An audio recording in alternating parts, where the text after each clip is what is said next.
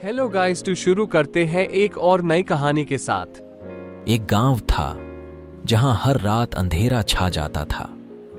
उस गांव के पास एक पुरानी हवेली थी जिसे सभी लोग डर के मारे दूर रहते थे। कहते थे कि उस हवेली में किसी भूतिया आत्मा का बसेरा है। एक रात 3 दोस्त राज, सूरज और मोहन ने दारू पीकर नाचने का फैसला किया। वे हवेली की ओर चले।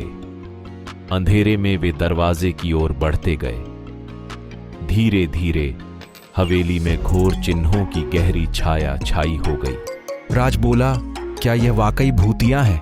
सूरज ने कहा, नहीं, तुम लोग बस डर रहे हो। मोहन ने हवेली के दरवाजे को खोला और वे अंदर चले गए। हवेली के अंदर वे एक पुराने बेडरूम की ओर बढ़ते गए। वहां पर एक पुराना कैदी बिस्तर पर सो रहा था। राज ने कहा, यहां भी कोई नहीं है। सूरज ने मोहन की ओर देखा। क्या हुआ मोहन?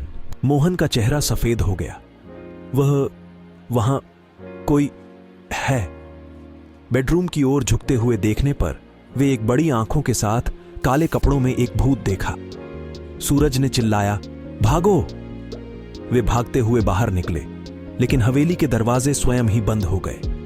राज ने कहा, हमें यहां से बाहर कैसे निकलेंगे? मोहन ने बातचीत की योजना बनाई और वे एक बार फिर हवेली की ओर दौड़े, लेकिन हर दिशा में भूत का आभास था। सूरज ने एक चुनौती दी, हमें उस बेडरूम तक जाना होगा। राज और मोहन डर से ग्रस्त थे, लेकिन उन्होंने स्वीकार किया।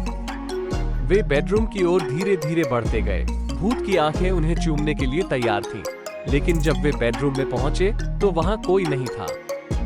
उन्होंने देखा कि बिस्तर पर सोते हुए व्यक्ति का सिर्फ एक पोस्टर था।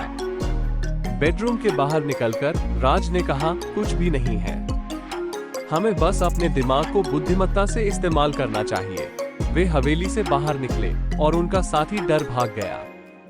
वे साथ में हंसते हुए अपने घर की ओर बढ़े, लेकिन उन्हें नहीं पता था कि हवेली का रहस्य क्या था।